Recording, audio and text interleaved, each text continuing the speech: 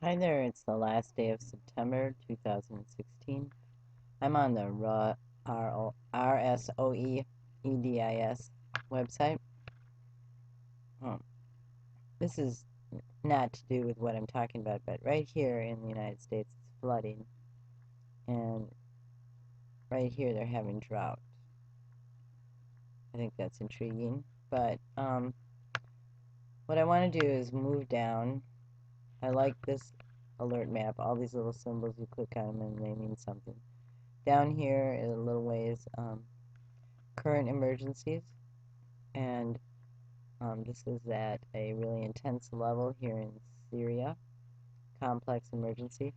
So what you do is you just go over and you click on this little thing here, and it'll give you the details.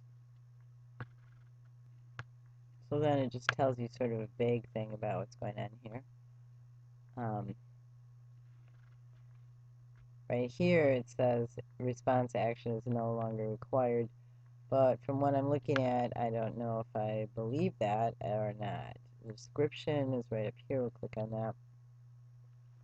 Hundreds of thousands of people have been left without water following intense attacks on the Syrian city of Aleppo. And I'm not pronouncing that right. According to the United Nations Children's Agency, she said, this person, that nearly 2 million people in the city were without water. Depriving children of water puts them at risk of catastrophe. Oh my God, I'm so tired, I can't even talk. Of huge outbreaks of waterborne diseases.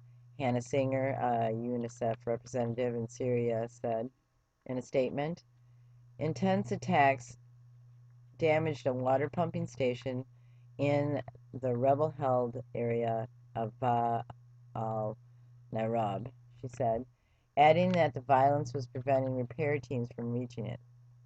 So what I want to do is I want to click on to something where we're talking to the people from there. So this newspaper, I'm not sure the pronunciation of it, if it's V for Varatha, the Complete Views paper.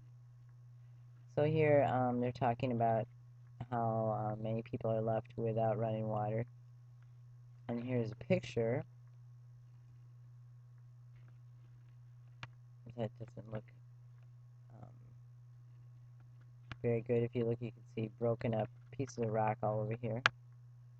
Okay, so the link for this will be below. And this is basically the same story as what I was reading. But we go down further, and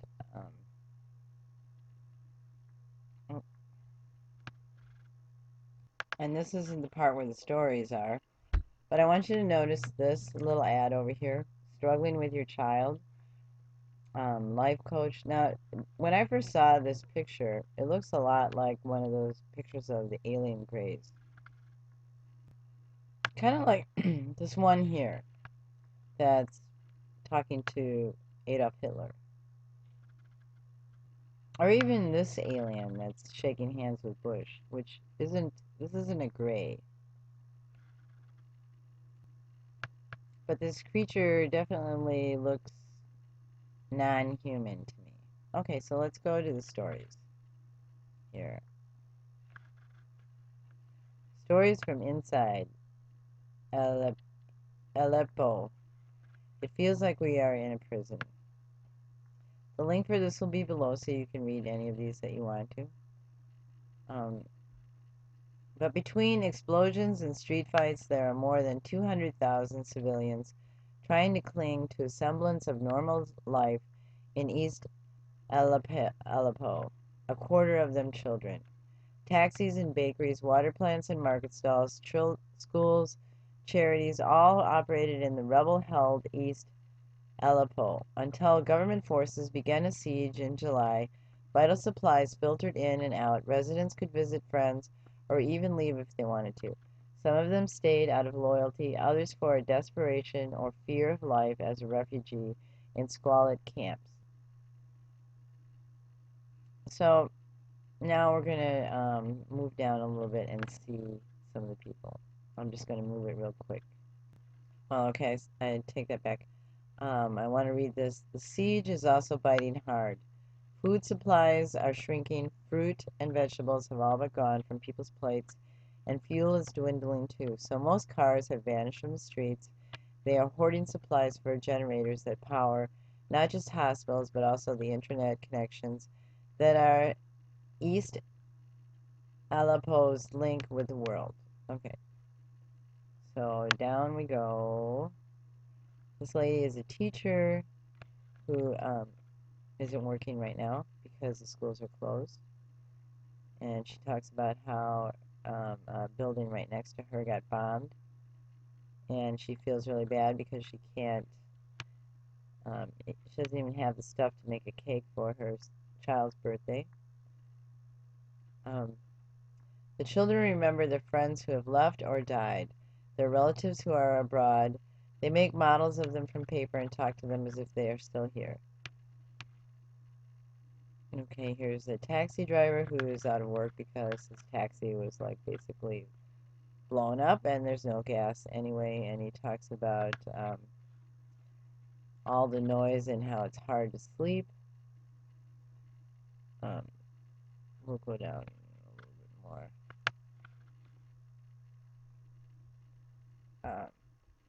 Things like we skip lunch to save food, and in the evening use old furniture and other wood for cooking rice or bulgur wheat.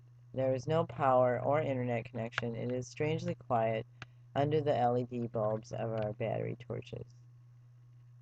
It feels like we are in a prison, a really big but claustrophobic prison, and we stay in this mood until we go to bed around 10 or 11 and try to sleep. This person is an aid worker. She talks about everything that she's been doing and also getting arrested for working in hospitals and then being tortured. And the teacher also was arrested. This person is a baker, and his bakery has been helping feed people, but he had two of them and one of them is bombed, and the bakery served two large neighborhoods feeding nearly 6,000 families. Now I'm going to have to see if the smaller bakery, already feeding 4,000 families, can stretch to make bread for more than twice that number. And then they talk about what they do. Here is a white helmet rescue worker. And one of the things that he said down here struck me.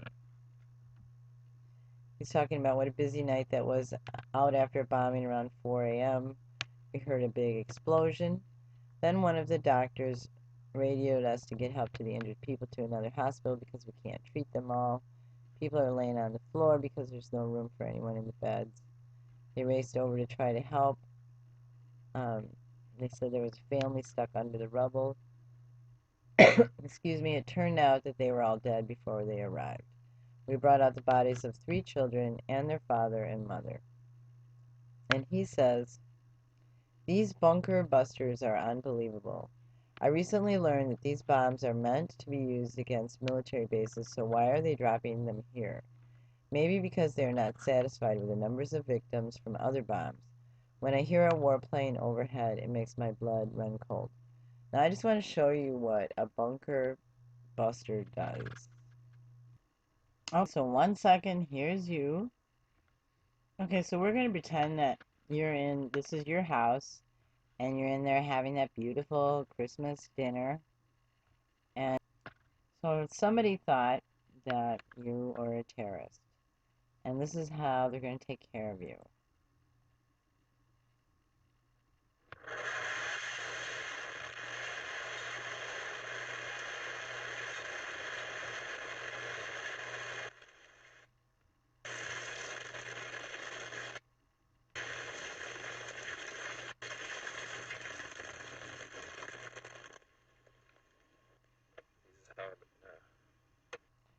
I,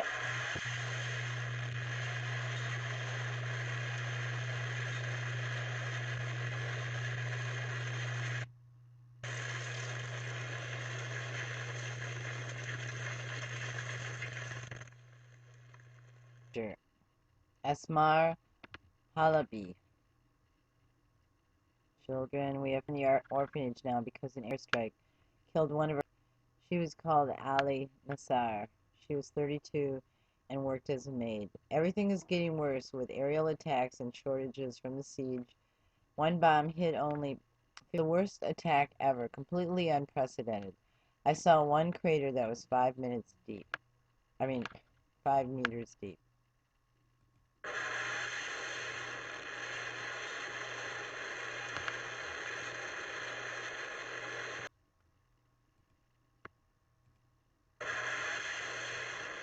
Your neighbors, your hospital, your school, your parents' house, your teachers, your father-in-laws, your grandparents' house, the library. What do you think?